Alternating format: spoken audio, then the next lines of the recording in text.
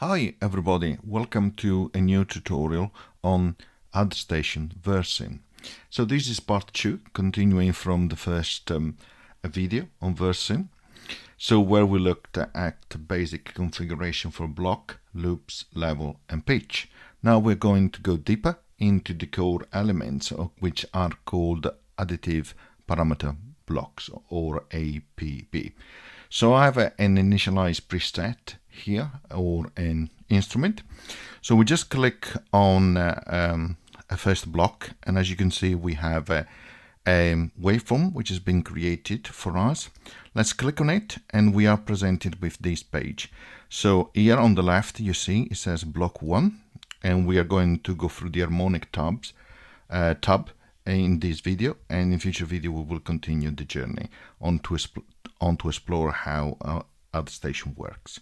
You can also have additional parameters here on where it says part 1 as well, which we'll go through in future videos. So let's go back to block 1. When you first create a block, you have a default waveform which is created by different partials or sine oscillators. In this case you can control 512 oscillators, which is really great. As you can see, you can control them in terms of amplitude or intensity, moving or panning up and down each one of them.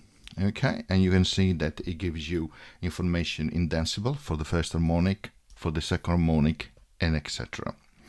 Now if you click on the init button, it will go back to the default setting for this particular waveform or set of partials or harmonics. Each partial is in a ratio to the fundamental tone which you play through the keyboard, and the ratio is established by the frequency which you do in this tab, which will look in a future video.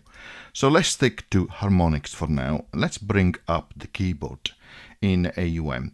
So the default waveform which is created by AddStation when you add an APB block corresponds to a sawtooth.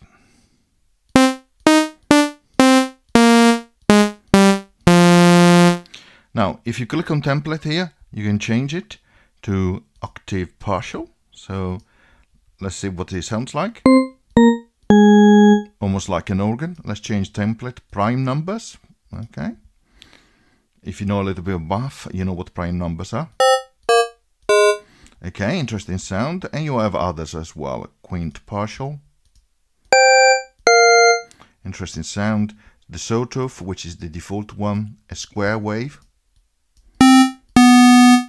Okay, and a triangle wave. Okay. Perfect. If you click again on the init button, it goes back to be your sawtooth. Now, if you click the even button, you can change only the even partial, like so. And you can draw if you click and hold the button of your mouse, or you can use gesture, of course, on the screen.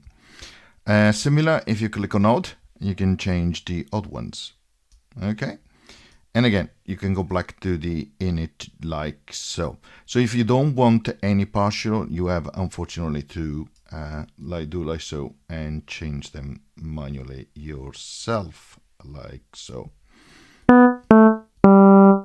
You have a dice button here, which is used to randomize.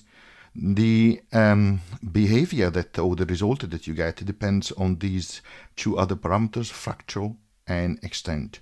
You can see at the moment the fractal is 0 and extent is 50. You can increase the number of fractals and click dice and you see what happens. Look here. And you can also change the amount of extension for each fractal, like so. And you can see spiking up. So therefore, if you want to do the next iteration, you can say, I want a small extension, so you do 18th, and I want only 4 fractals, so you see subtle changes because you have less fractals and you have less extension. So this is the basic for harmonics. In the next video we'll go through how you can set the frequency for each of the harmonic. And remember, that you have 512 oscillators here you can change. The first 32 you can change them individually, and after that you change them as a group. You can see here you cannot go individually, but for the first 32 you can go up and down in terms of decibels for each partial. Okay, I hope you enjoyed the tutorial and see you in the next one. Bye.